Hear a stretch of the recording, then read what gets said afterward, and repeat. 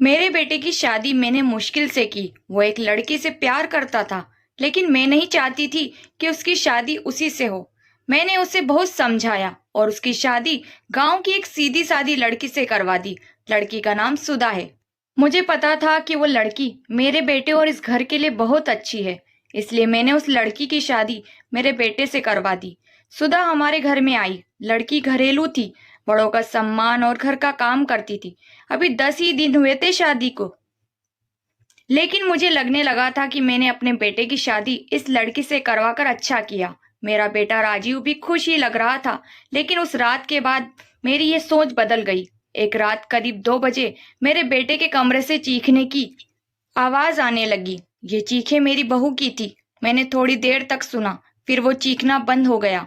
राजीव के पिता, मेरे पति को यह सब सुनाई दिया था, लेकिन फिर हमने उन्हें रात में पूछना उचित नहीं समझा, इसीलिए दरवाजा नहीं खटखटाया।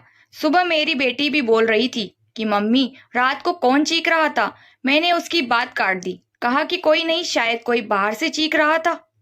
मेरी बहू का स्वभाव उस दिन से बदल गया। वो चुप थी सारा दिन। मैंने सोचा शायद पति पत्नी के बीच की कोई बात होगी, इसलिए मैंने कुछ पूछा नहीं। अगली रात फिर 2 बजे वही हुआ। मेरे बेटे के कमरे से फिर चीखने और रोने की आवाजें आने लगी। इस रात वो आवाज करीब 10 मिनट तक चली। मेरी बेटी उठ गई और उसने हमारे कमरे का दरवाजा बजाया। मैंने दरवाजा खोला तो देखा वो बहुत डरी हुई थी। बोली, मम्मी ये क्या है? भाभी रोज रात को रोती है और चीखती क्यों है? क्या होता है कमरे के अंदर? चलो अभी दरवाजा खुलवाते हैं। मैं दरवाजे के पास जाने लगी तो मेरे पति ने मुझे रोक लिया। कहा कि रुको, अभी बात मत करो, कल सुबह दोनों से बात करते हैं। उस रात को मेरा सोना मुश्किल हो गया था। सुबह मेरी बहू जल्दी उठकर घर के काम में लग गई। मैं सुबह अपने बेटे के कमरे में गई। उससे पूछा, क्या बात है? रात को बहू रोती क्यों है?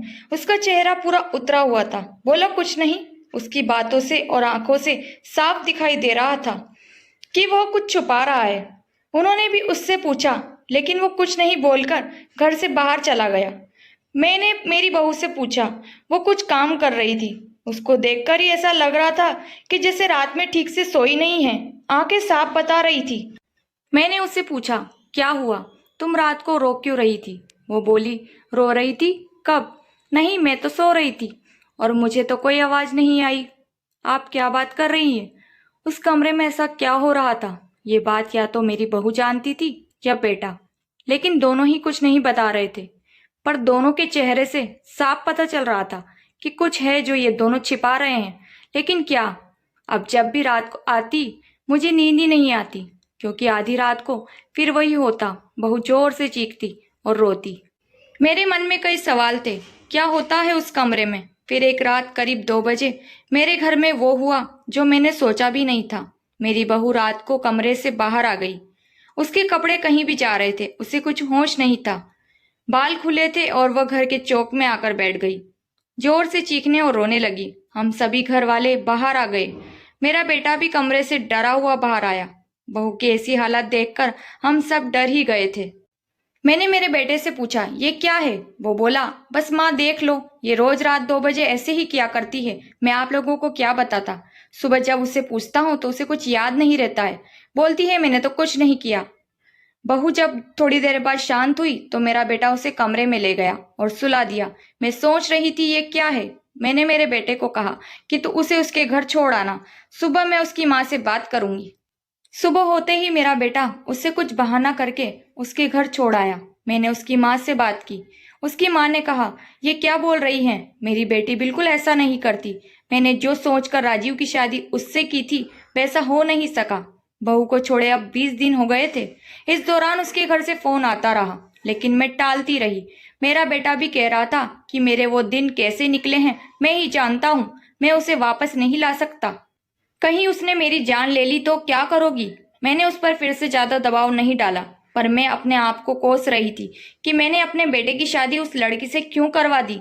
अब मेरे घर में कोई नहीं चाहता था कि वो वापस आए। इन्हीं सब बातों में 3 महीने निकल गए। फिर एक दिन अचानक ही मेरी बहू अपने सामान के साथ वापस मेरे घर आ गई। वो आते ही मुझसे कहती है, माँ जी, मैं जानती हूँ कि आप मेरे बारे में क्या सोच रही हैं, लेकिन सच क्या है यह आपको पता नहीं। उसकी बातों से मुझे लगा कि कुछ है जो वो बताना चाहती है। मेरा बेटा घर आया और उसे देखकर गुस्सा हो गया। कहा, ये यहाँ वापस आ गई? अब मैं यहाँ इस घर में नहीं रह सकता, मैं जा रहा हूँ। मेरी बहू ने उसी समय कहा, क्यों? सच सामने आ जाएगा इसलिए डर रहे हैं? बताइए सबको सच क्या है। मैं उस तरह से क्यों किया करती थी? बेटा बोला, क्या सच सच लगा रखा है ये कि तुम पागल हो और रोज रात उस तरह से करती हो? बहू बोली कि माँ जी, आज अगर सबसे ज्यादा दुखी और परेशान है तो वो और कोई नहीं, मैं हूँ। मैंने अपने पति की बात मानी, उन पर विश्वास किया। मैंने कहा, तुम क्या कहना चाहती हो? फिर मेरी बहू ने जो बताया उसे सुनकर मेरे पैरों तले जमीन खिसक गई। वो बोली, आपके बेटे ने मुझे पहली रात से ये नाटक करने को कहा था, लेकिन मैंने नहीं माना। वो कहते हैं कि हम दोनों अलग बड़े शहर में जाकर रहेंगे।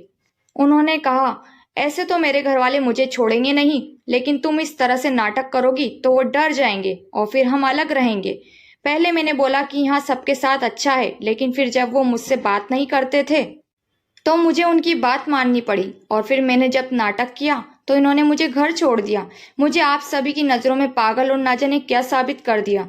उसके बाद मेरा फ़ोन भी नहीं उठा रहे। मैं उनका वहां मेरे घर इंतजार कर रही, लेकिन वो नहीं आए। मैं समझ गई उन्होंने मुझे बेवकूफ़ बनाया है, मुझे झूठ बोला है। ये मुझे अपनी जिंदगी से भगाना चाहते थे। मैं इस बात को समझ गई।